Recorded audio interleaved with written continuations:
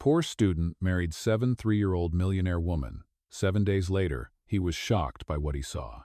Hello everyone. Before we begin today's story, I have a small favor to ask. Please hit subscribe and turn on the notification bell so you never miss our channel's new videos. It is quick, free, and the best way to support us in bringing you more dramatic stories. Your support means the world to us. Where are you watching from? Drop your city or country in the comments below. Thank you very much. Now, let us return to our main character. The sky above the small college town in Texas hung heavy with rain that afternoon. Water ran in silver streaks down the window of a tiny apartment, where Mark Davis sat hunched over a stack of unpaid bills.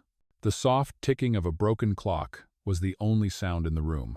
He was 23 years old, a law student barely surviving on a part-time job at the library, and the debts his late father left behind were crushing him.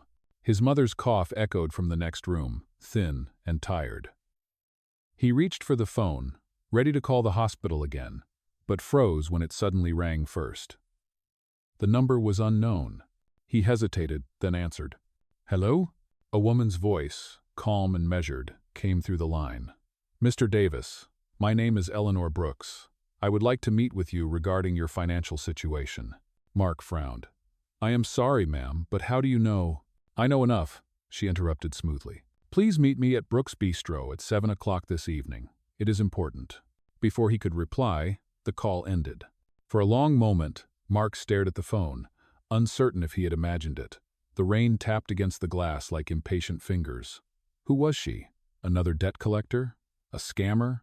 Still, something in her voice, steady, commanding, impossible to ignore, pulled him out the door hours later. Brooks Bistro glowed like a lantern in the storm. Inside, the light was golden, the air rich, with the smell of roasted coffee and fresh pastries. Every table was occupied by people who looked like they belonged to another world. Suits, jewelry, quiet confidence. Mark's jacket was soaked through, his shoes leaving dark prints on the marble floor. At the corner table sat a woman who seemed carved out of time itself. Silver hair, perfectly styled, sharp blue eyes that missed nothing, posture straight as a ruler. Eleanor Brooks. She gestured to the seat across from her. "Sit, Mr. Davis." Mark obeyed, his pulse drumming in his ears. "I know you are struggling," she said, her tone even. "You have tuition due next month. Your mother's medical bills are behind, and your part-time job barely covers food. You are running out of time." His throat tightened. "How do you know all that?" She set her teacup down carefully. "Because I make it my business to know things. And I can solve your problems, if you agree to a simple arrangement." Mark leaned back, wary. "What kind of arrangement?"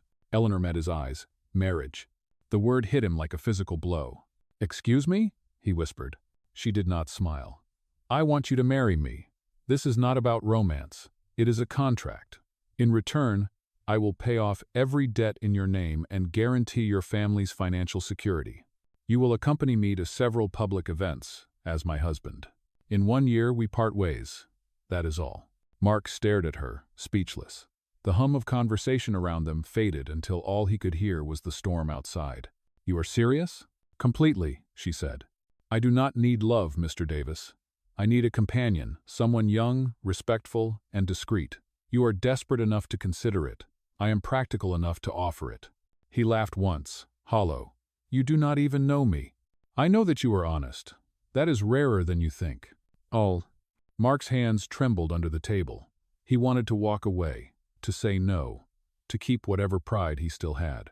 But he saw again his mother's tired smile, his sister's college letter still unopened on the counter, and the number on the overdue notice that could end it all. When he finally spoke, his voice was barely a whisper. "If I agree, when would this happen?" Eleanor's lips curved slightly, almost kind. "Tomorrow." Outside, thunder rolled across the sky. Inside, Mark realized his life had just changed forever. The morning after the storm, sunlight spilled through the thin curtains of Mark's apartment, lighting the mess of papers and empty coffee cups scattered across his desk. He had not slept. The words from last night echoed in his head over and over again. "Marry me. Think of it as a contract." It sounded insane. Unreal. Yet, The envelope that had arrived under his door during the night proved otherwise. Inside was a typed agreement, the same signature in looping script at the bottom. Eleanor Brooks. The first page listed every debt she would pay. The final page contained a single line that made his breath catch. All cleared within 7 days of signing. He stared at it for a long time. 7 days.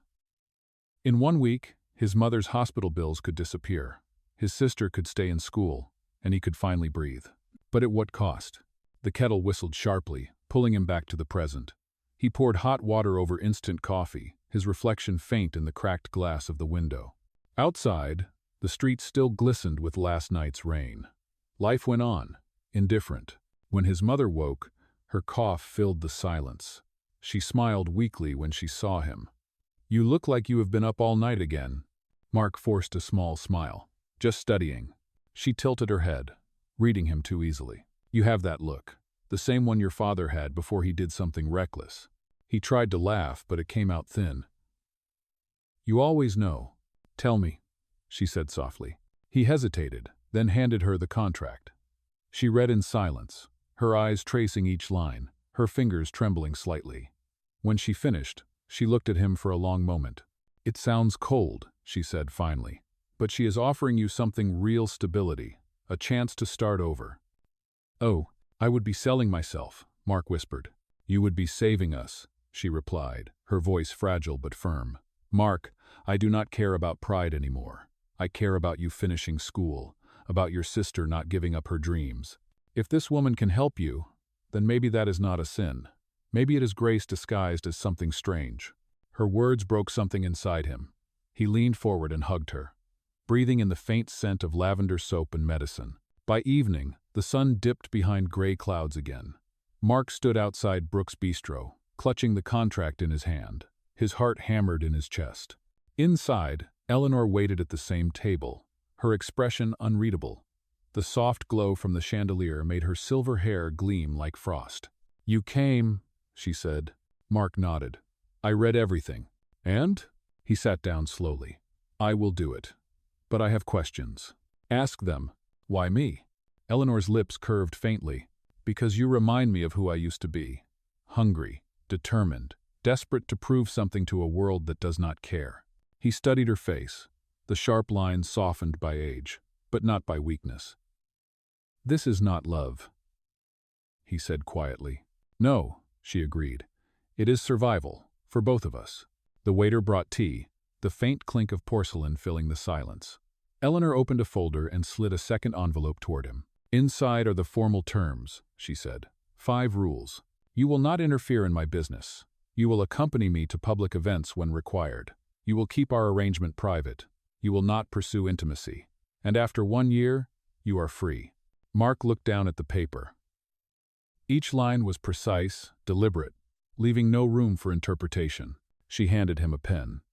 "If you sign now, everything will begin tomorrow morning." He stared at the space, waiting for his signature. His pulse thudded in his ears. A single drop of sweat rolled down his temple. Then, slowly, he wrote his name. Eleanor nodded once, businesslike. "A driver will pick you up at 8 o'clock sharp. We have a courthouse appointment at 10. Mark exhaled, barely realizing he had been holding his breath. "It is really happening." "It is," she said quietly. "And I expect you to carry yourself with dignity. The world will judge us, but it does not have to define us." Away. He met her gaze, and for the first time, saw something human behind those icy blue eyes, a flicker of loneliness, of hope she would never admit aloud. Outside, thunder grumbled again over the hills, as if the sky itself sensed what he had just agreed to. Tomorrow, he would no longer be Mark Davis, the broke student from Texas. Tomorrow, he would be Mr. Davis, husband of Eleanor Brooks, 73-year-old billionaire widow of Brooks Industries. And as the first drops of rain began to fall, he realized he had crossed a line he could never uncross. The next morning broke clear and cold. A pale winter light spread across the courthouse steps as Mark adjusted the collar of his borrowed suit. The fabric was stiff, the tie too tight, but it was the best he had ever worn. A sleek black car pulled up to the curb, and a driver in a dark uniform stepped out to open the door. Inside the car, Eleanor sat waiting. Her silver hair was pinned neatly, her expression calm, unreadable. The scent of her perfume filled the space, soft but commanding, like everything about her. She looked at him once and nodded. "Good morning, Mr. Davis." He swallowed hard. "Good morning." Neither spoke as the car glided through downtown traffic. Outside, the world continued, as if nothing extraordinary was happening. People hurrying to work, street vendors setting up their stands, sunlight glinting off wet pavement. But to Mark, every second felt unreal. When they reached the courthouse, Eleanor stepped out first, head held high. Cameras flashed in the distance. Reporters whispered her name, though none dared to approach. The guards waved them inside. The ceremony was short and without music. Just a few signatures, a notary's seal, and the quiet voice of an officiant saying, "You may exchange vows." Eleanor looked at Mark with a faint, polite smile. "Welcome to your new life, Mr. Davis." Oh, he managed to return the smile, though his stomach twisted. "Thank you, Mrs. Brooks." Minutes later, it was done. They walked out as husband and wife, though neither touched the other's hand. Rain began to fall again as they climbed back into the car. Mark glanced out the window, watching drops race down the glass. "Does this ever feel strange to you?" he asked. "What do you mean?" "Signing away your life to a stranger." She turned toward him, her gaze steady. "I stopped believing in coincidence a long time ago, Mr. Davis. Every choice I make is calculated, even this one." The conversation ended there. An hour later, the car slowed before massive iron gates. They creaked open, revealing a long driveway lined with oak trees, leading to a mansion that looked like it had been carved from another century. The Brooks estate. Mark's throat tightened. He had seen places like this only in magazines or movies, wide lawns trimmed to perfection, marble statues standing in silent rows, windows taller than most rooms in his apartment. The car stopped at the front steps, and a housekeeper hurried forward to open the door. "Welcome home, Mr. Davis," she said politely, her eyes lowering in deference to Eleanor. Mark stepped out, his shoes crunching on the gravel. Inside, the air smelled faintly of lemon polish and history. A chandelier sparkled overhead, scattering light across the marble floor. Eleanor's tone remained formal. "You will find your room prepared upstairs. Dinner is at 7 o'clock sharp. I do not tolerate lateness." "Yes, Mrs. Brooks." She paused, her gaze flicking toward him. "And one more thing. In public, you will address me as Eleanor. We are a couple now, after all." The faintest curve touched her lips before she turned and disappeared down a long hallway. A young housekeeper led Mark up the grand staircase to a large bedroom overlooking the gardens. The room was beautiful but cold, as if no one had ever truly lived there. Heavy curtains framed the windows, and a single vase of lilies stood on the desk, their scent clean but lonely. He set his suitcase on the bed and sat down slowly. His reflection stared back at him from the mirror, same dark hair, same tired eyes, but something had shifted. Later that evening, Mark came down to dinner. The table stretched nearly the length of the room, glittering with silverware and crystal glasses. Eleanor sat at the far end, dressed in an elegant navy gown. They ate mostly in silence, the only sounds the faint clink of cutlery and the crackle of the fireplace. Halfway through the meal, Eleanor spoke without looking up. "You will accompany me to a charity gala this weekend. It will be your first public appearance as my husband. The media will be watching, so you must carry yourself properly." "Do you own a tuxedo?" "No," Mark admitted. "But I can. You will not need to buy one. My tailor will handle it tomorrow morning." He nodded. "Thank you." She set down her glass and looked at him across the long table. "I expect you to remember every detail of our agreement, Mr. Davis. No affection in public unless I initiate it. No personal questions about my business. No late nights out. We are to appear united but not intimate. Understood?" "Understood," he said quietly. For a moment, her gaze softened, almost imperceptibly. "Good. I value discipline.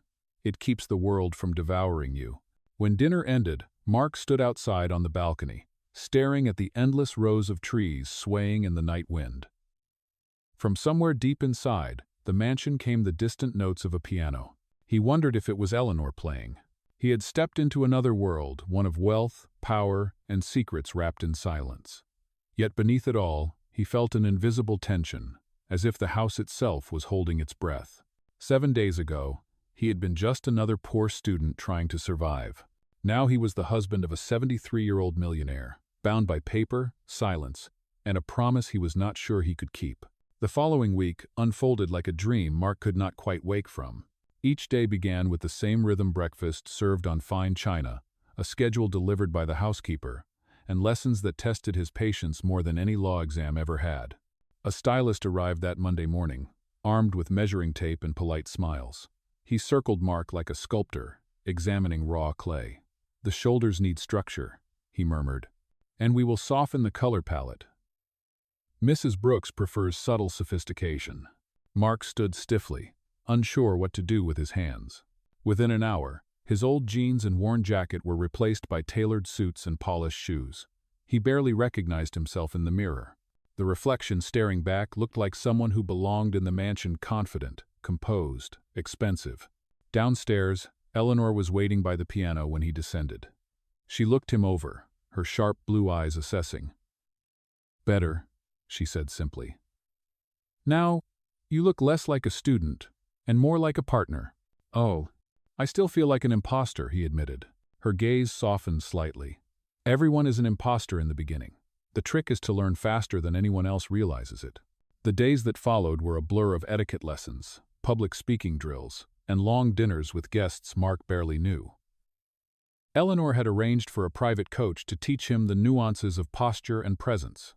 Every evening, she quizzed him over dinner about art, politics, and world news. He began to notice things about her: how she stirred her tea exactly 3 times before sipping, how her laughter was quiet but sincere when it finally escaped, how she listened with an intensity that made him forget his nerves. Beneath the surface of control, there was a loneliness that matched his own. On Thursday afternoon, she invited him to accompany her to the Brooks Foundation headquarters. The moment he stepped inside, Mark realized how powerful she truly was. The marble floors gleamed, the receptionist greeted her with a reverence that bordered on awe, and her name was carved into the wall in gold letters. "Everything you see here," she said as they rode the elevator to the top floor, "was built from scratch. People doubted me when I took over after my husband passed. They said a woman in her 70s could not lead an empire. But I did. And now, they fear what I might do next." Her tone carried no arrogance, only fact. Mark found himself admiring her, not for her wealth, but for her endurance. That evening, as they drove back to the estate, Eleanor glanced at him from across the car. "There is a gala tomorrow night," she said. "It is time the world meets my husband." The words made his chest tighten. "What do you want me to do?" "Smile," she said.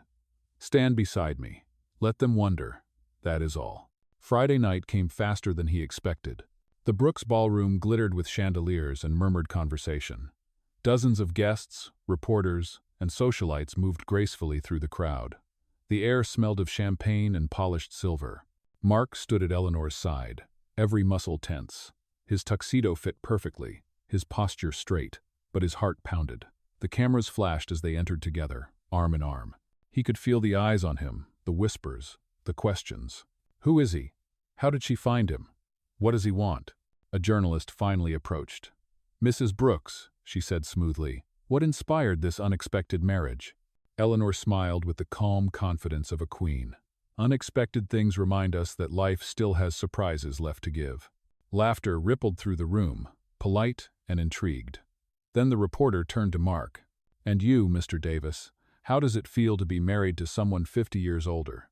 For a moment, his throat closed. Then he remembered her words. "Smile. Let them wonder." He smiled faintly. "It feels like learning from time itself." The crowd went silent, then burst into applause. Eleanor's expression did not change, but her hand brushed lightly against his arm. Just for a second, enough for him to know she approved. As the night went on, Mark found himself handling small conversations with surprising ease. He even made one of Eleanor's oldest associates laugh, something few managed to do. When the music began, he watched from the edge of the dance floor as Eleanor greeted donors with practiced grace. For the first time, he saw the woman beyond the myth, the human effort behind her perfect image. Every gesture, every smile, was a performance carefully built to hide her exhaustion. Later, as the guests began to leave, Eleanor turned to him with a quiet smile. "You did well tonight." he exhaled. So did you. She gave a soft laugh. I always do. The driver opened the car door, and as they settled into the back seat, the silence between them felt different, no longer awkward, but almost companionable. Outside, the city lights blurred past in streaks of gold. Mark looked at her profile in the reflection of the window, the lines of age softened by the passing glow. Something in his chest shifted, quiet and unexpected. He had agreed to this marriage to save his family. But sitting beside Eleanor now, he realized this arrangement was becoming something he could not name, a strange alliance of two lonely souls learning, in their own guarded ways, how to exist together. The gala had changed everything. Over the next few days, Mark noticed this shift, not just in how the world looked at him, but in how Eleanor did. Their conversations grew longer, less formal. She began inviting him to share breakfast in the sunroom, rather than sending trays to his room. Sometimes she even laughed, a quiet sound that startled him each time it appeared. Yet the world outside the mansion was not kind. Headlines flashed across news feeds and magazines. The young husband of Eleanor Brooks, contract marriage or true love, gold digger or savior.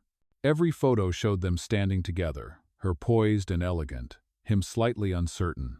One morning, while Eleanor read the newspaper, Mark caught his reflection in the window. Do you ever get tired of them talking? He asked. Eleanor did not look up.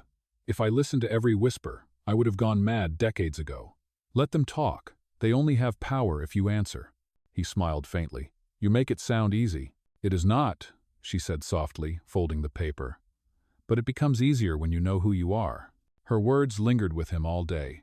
That evening, the two of them attended a private dinner hosted by the board of the Brooks Foundation. The room glittered with candlelight and quiet tension. Every pair of eyes followed Eleanor's every move. Mark sat beside her, doing his best to match her calm grace. Halfway through the meal, one of the older investors leaned forward with a polite smile that did not reach his eyes. Mr. Davis, he said, what exactly do you bring to this partnership besides your youth? The table fell silent. Eleanor's expression remained neutral, but Mark felt the heat rise in his chest. He could hear the unspoken laughter hiding behind the man's words. He took a slow breath. Respect, Mark said evenly, and time. Mrs. Brooks has spent her life building this empire. The least I can do is learn from it. For a long moment, no one spoke. Then Eleanor's voice cut through the quiet. That is why I married him, she said calmly.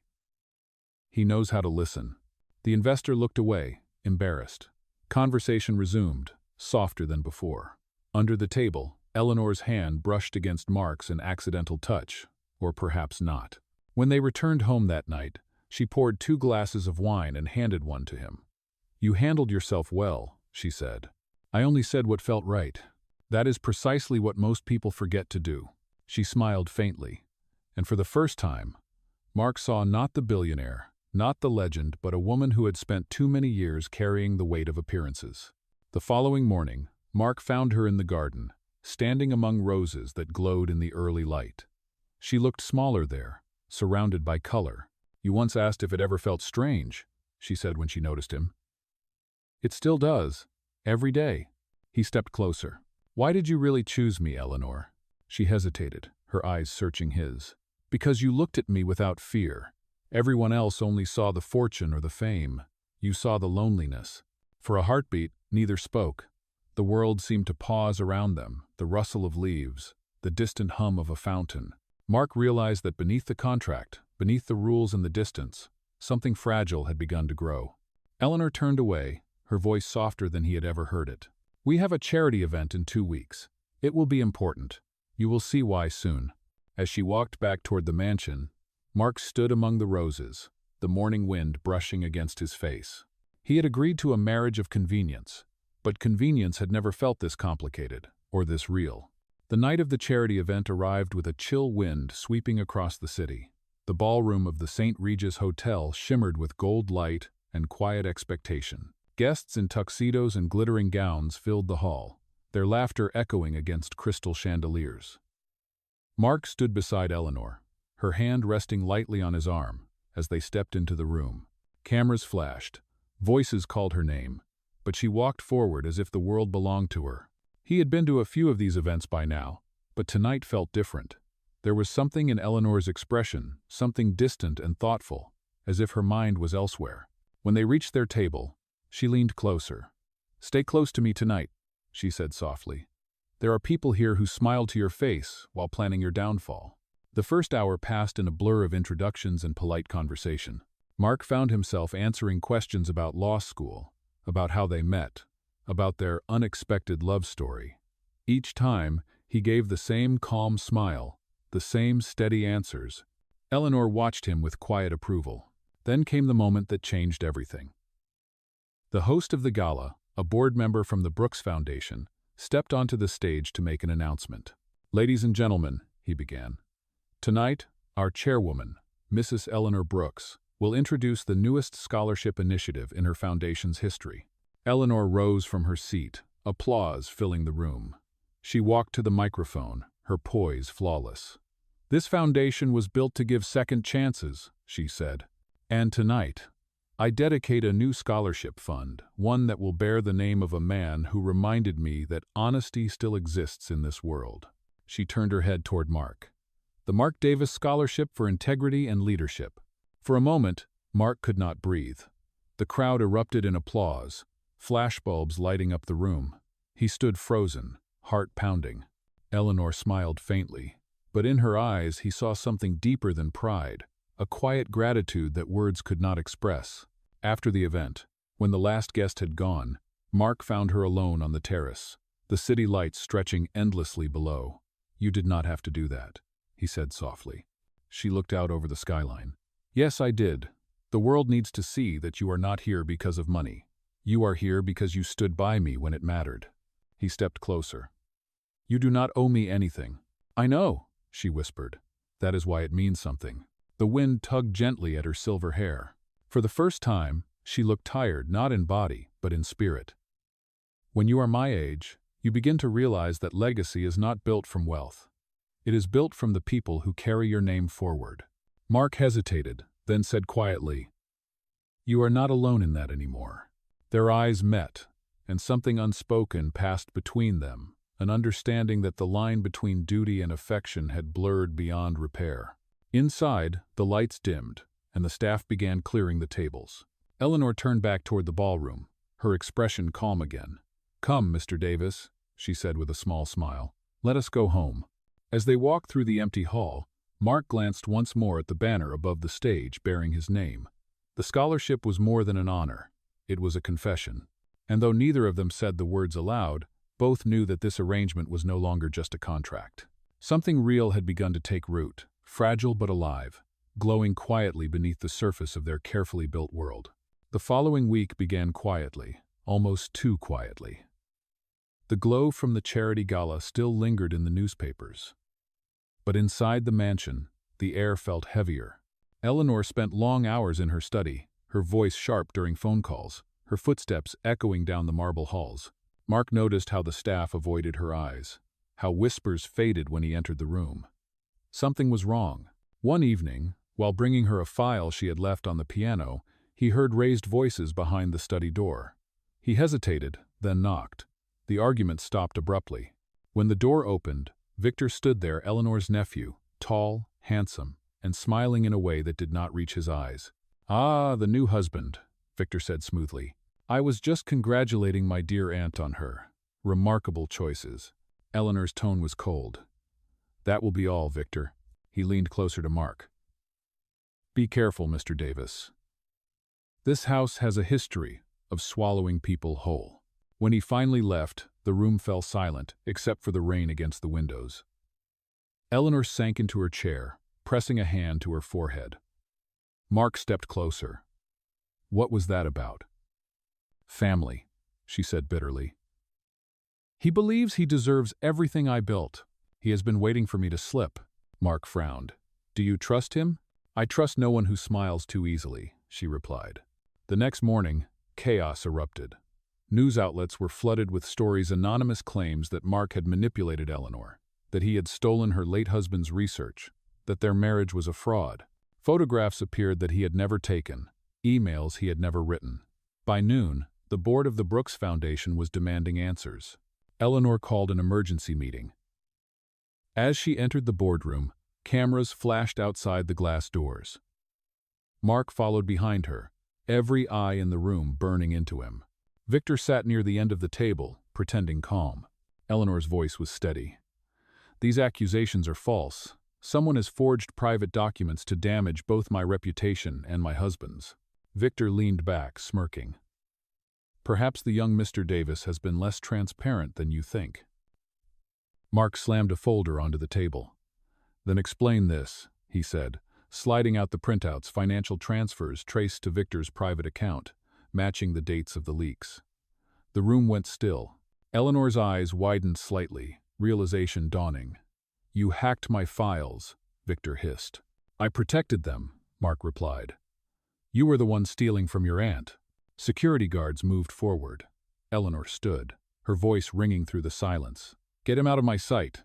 "Oh." As Victor was escorted away, she turned to Mark, the tension in her shoulders collapsing into relief. "You saved everything." He shook his head. "I just did what you taught me to listen. To see what others ignore." For the first time in days, Eleanor smiled. Then perhaps this arrangement was not such a mistake after all. But as they left the boardroom, flashes from outside lit the hallway like lightning. The world still believed the worst of them, and neither knew how long the storm would last. The days after the scandal felt like walking through fog. The headlines did not disappear overnight, and neither did the whispers.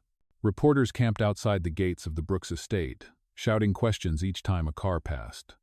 Inside, the mansion was a fortress of silence.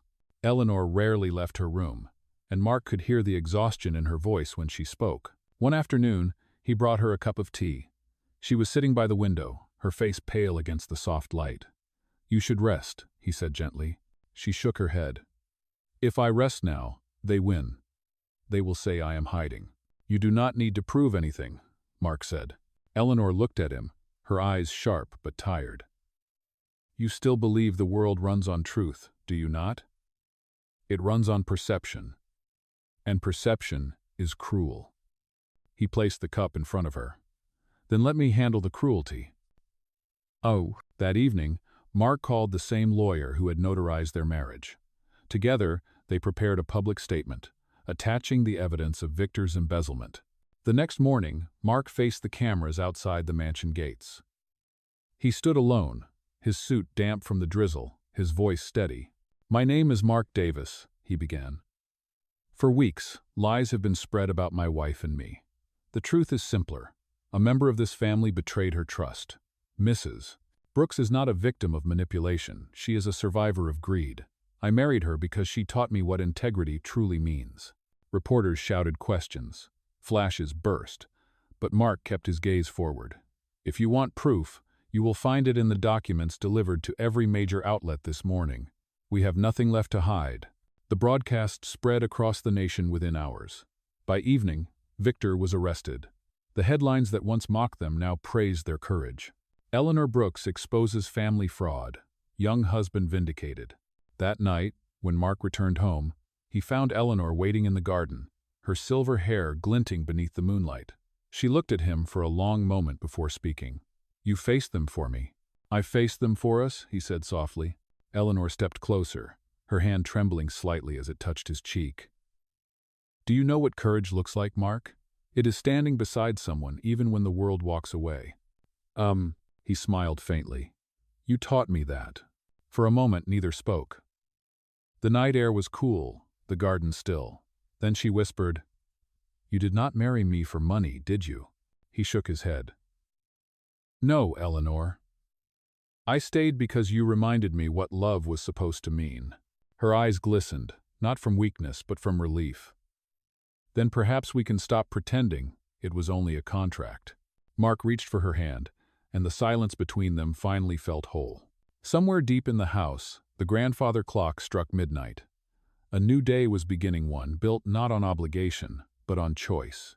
Spring returned to Texas with gentle rain and the scent of new blossoms. The Brooks estate, once filled with tension and whispers, now felt alive again. Reporters had moved on to newer stories, and the foundation was stronger than ever. Eleanor had stepped back from public life, allowing a new generation to lead, while Mark began teaching part-time at a local university. Their days had grown quiet, simple, and real. One morning, sunlight poured through the glass walls of the garden room. Eleanor sat at her piano, fingers tracing slow, careful notes. Mark walked in carrying 2 cups of coffee, smiling at the sound. "You are getting better every day," he said. She looked up at him, her eyes bright. "I have had a good teacher." He laughed softly. "That is not true. I only reminded you how to enjoy the silence again." Eleanor took the cup from his hand, her fingers brushing his. "Do you remember the first night you came here?" she asked. "You looked terrified." "I was," he admitted. "I thought I was walking into a cage." "And now?" He looked around the room, at the light spilling over the marble floor, at the flowers she tended herself, at the quiet peace that had replaced fear. "Now it feels like home." Outside, children from the Foundation's scholarship program were arriving for their weekend mentorship event. Mark had created it with Eleanor's help. The Mark Davis Scholarship had grown into a full mentorship network, supporting dozens of students who once stood where he had been. Eleanor watched them through the window, her voice soft. "You turned a contract into a legacy." He smiled. "You turned loneliness into love." For a long moment, they sat together in the golden light, saying nothing. The world outside moved forward, but time inside that room felt suspended, safe. When Eleanor finally spoke, her voice was barely above a whisper. "You once said it felt like learning from time itself." "You were right, Mark. Time teaches us everything, especially how to love without fear." He reached for her hand, their wedding rings catching the sunlight. "And how to begin again," he said. The piano played one last soft note that lingered in the air. Outside, the garden bloomed in full color. A quiet reminder that even after the longest storm,